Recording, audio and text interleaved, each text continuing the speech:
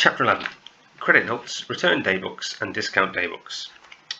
Although a company may create a sales invoice, that does not mean that the amount will always be paid by the customer. For example, the customer may dispute or refuse to pay the amount and claim that there is an error in the prices or quantities delivered or the quality of goods and services. The supplier may also offer early payment terms and prompt payment discount, in which the customer takes advantage of paying an earlier but reduced amount. However, as the seller, we've made this sale on an invoice involving a sales tax, VAT, and that tax is still payable because the buying company is going to recover the VAT. We want to be able to cancel this VAT on the disputed or reduced amount and also correct the seller and purchaser's accounting records. We also want to track and have an audit trail of what was agreed regarding this reduction and who agreed it. We also want to control who in our office is raising these reductions in amounts, and we're going to control that through segregation of duties. Otherwise, we might have uncontrolled reductions in the amounts that our finance department require our customers to pay, either because they're committing a fraud, I will reduce the amount that you'll pay if you'll give me a percentage of the difference, or more commonly because they're too afraid or unwilling to chase the debt and just write it off in order to avoid a bad aged debtors report. As a result, we raise a credit note, which is like a negative sales invoice, but not a negative sales invoice, that sets out the amounts that are no longer payable, including VAT. The customer can no longer claim this VAT back from HMRC. To ensure that credit notes are only issued in a controlled manner as well. So we have credit notes so that you only have these things when these adjustments when you make in a controlled manner.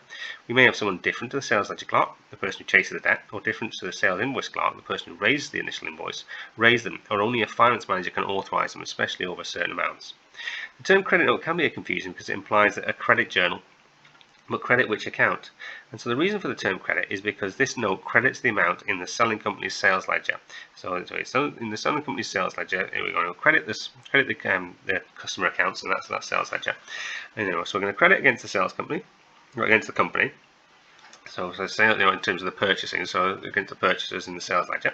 So credit the sales ledger and the sales ledger control account, and that would appear on the credit side of a supplier statement to the customer. However, there's also a debit journal, which is either to the discounts allowed or to the sales returns expense accounts in the general ledger. So this is an example of a credit note, and in the exam you'll typically have to sort of complete a credit note, or you're going to post a credit note to the daybooks. Ultimately, you're going to be given a daybook and then post it to the general ledger. That's what we're going to have here. So typically you're going to have some kind of original order reference over here, some kind of a customer account code, you just have to read and get it right. And then, or some kind of additional invoice. You never know, but something like to sort of just frame reference the actual credit note. You'll have quantities and the amount per quantity, and then you'll have some elements of discounts. Now it could be a bulk or trade discount that would have been applicable to the original invoice.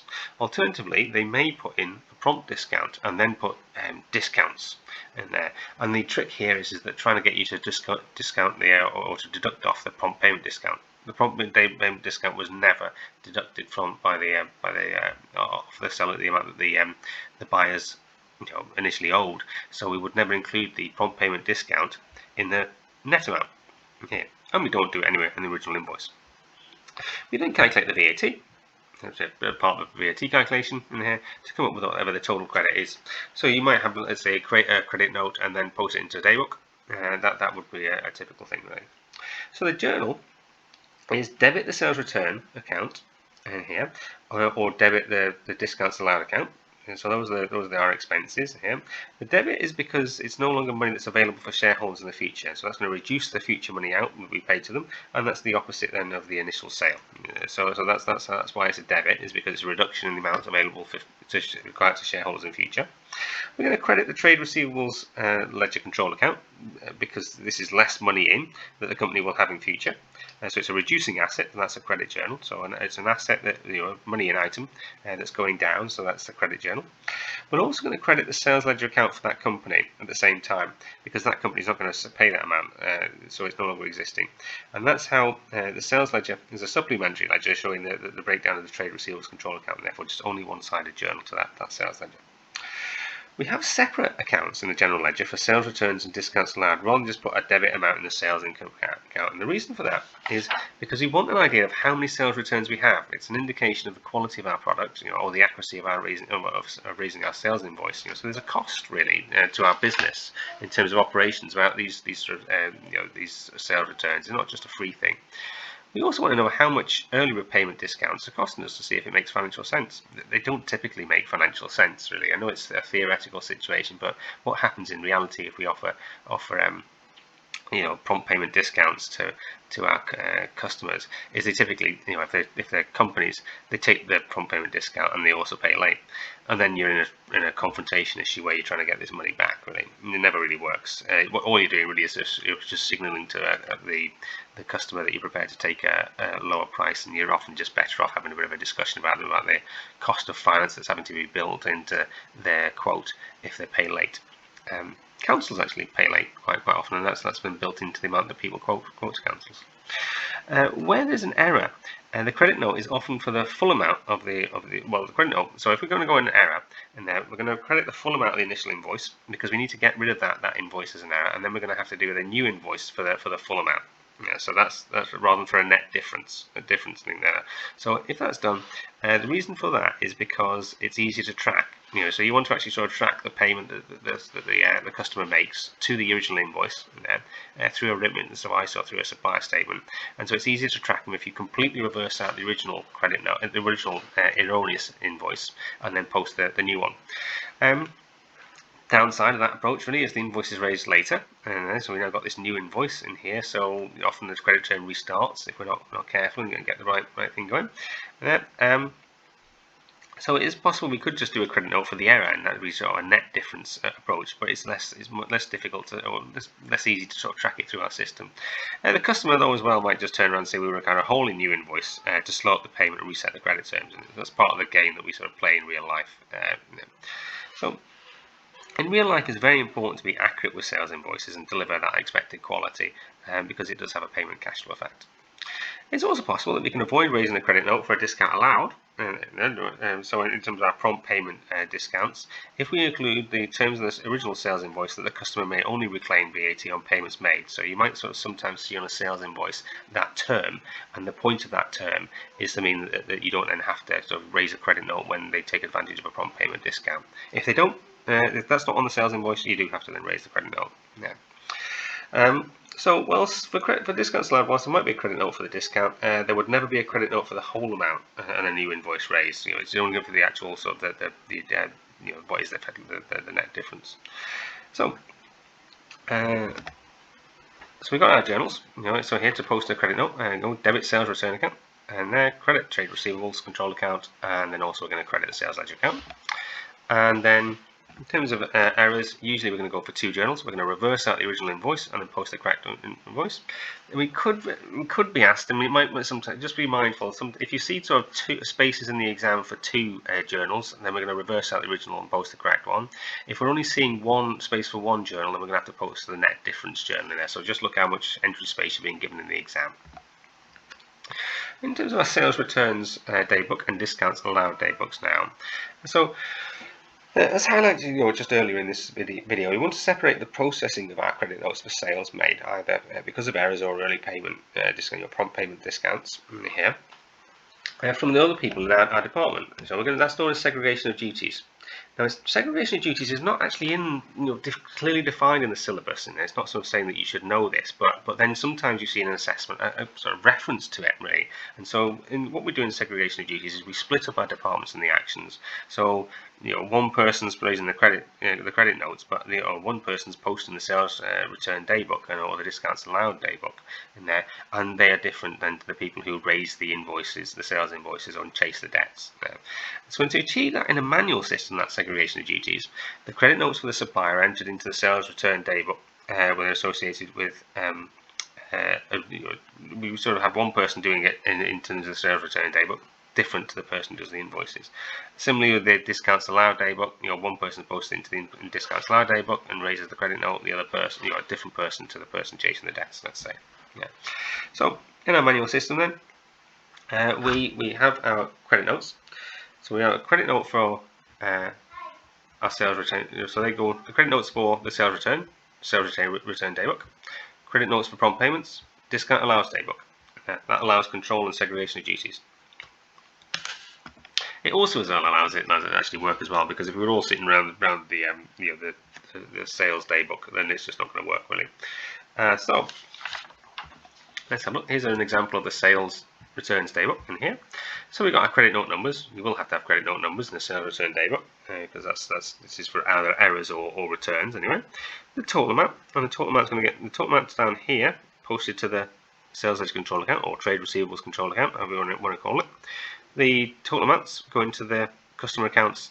Credit the customer accounts in the sales, in the sales ledger. Here, this one, credit the trade receivables control account.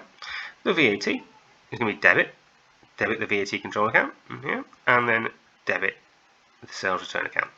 Sales return is basically a sales return expense account, really. So that's the sales return daybook. And here's the discounts allowed daybook. I've got credit notes in here. Might not have to have them. So you might not have to have them. Certainly, if the invoices are correctly labelled, then you wouldn't have to have them. Then the total amount is credit the sales ledger control account. Let's credit again the trade receivables control account, whatever you want to call it, trade debtors control account, however you want to. Debit the VAT control account, and debit the discounts allowed expense in the general ledger. So that's a discounts allowed daybook. And you're going to have two questions: either create the credit invoices or post the credit invoices to these sort of daybooks in here. Or the last one's going to be you've got some daybooks. Typically, you've got some daybooks. Put a credit in there somewhere along, total it all up in there. It gives you a nice tester where you can calculate VAT as well, and then post that to a journal to the general ledger. Can you do your journals as well? Okay, purchase return daybook. So in the same way that the sales invoice for the seller is the purchase invoice for the customer, the sales credit note for the seller is the purchase credit note for the customer. So purchase credit notes are entered into the purchase return daybook, and discounts for suppliers are entered into the discounts received daybook. So seller discounts allowed, buyer discounts received. Okay, so here's our purchase return daybook. Here is an example. Now what you'll see as well is that the credit note numbers now are bouncing around. They're very different in there, so that's they're different numbers in there. Whether we read like we did with the invoices, put another separate our own sequential number in there, we could do, and there possibly so you can actually find them in a file. We'll see what actually is required in the question. Probably getting a little bit extreme if we start to require that. And here is our total amounts here in the purchase ledger. So that's going to be, we're going to debit the purchase ledger control account or the trade payables control account, whatever you want to call it. Debit that. And the reason why is because we no longer own that. Owe that. So that's a less of a money out item, lower reduction in the money out item debit. I'm going to credit our VAT because we can't get this money back now from the HMRC. That money that we previously we're going to pay over, and we're going to get back from HMRC. We can't get that back now, so that's going to be credit the VAT control account, and we're going to credit our purchase returns account. So again, we have purchase returns account because we want to see what the quality is of our suppliers, and we have our discounts received amount, see whether we're actually getting any money out of them, make a financial decision from here. And then we're going to credit, we got our credit note numbers over here, but then we're going to debit the suppliers accounts in the purchase ledger. So we'll be there debiting these amounts in here. So there'll be as a debit amount. I know I should chop that off a little bit there, but that's going to be as a debit amount. And then we've got a discounts received daybook. And here's our discounts received daybook in here. Now we might have this chipping in. We might not have credit notes in here because we've got now different suppliers all over the place, and they might definitely get, some of them are going to get it right in their sales invoices, and we might not have any credit note numbers at all really. Here's our total amount here, and again we're going to debit the purchase ledger control account. We no longer have to pay this money out, so reduction in the money out item debit. But credit the VAT control account. This money that we would have previously got back from HMRC, we're not going to get that now, so it's going to be a credit. Reduction in our money in item. Actually, realistically, it's an increase in the money out item. Also a reduction in the money out item, so which is a debit. And then our net amount to the discounts received account. And then these individual ones going into our purchase ledger. So purchase ledger is debit amount.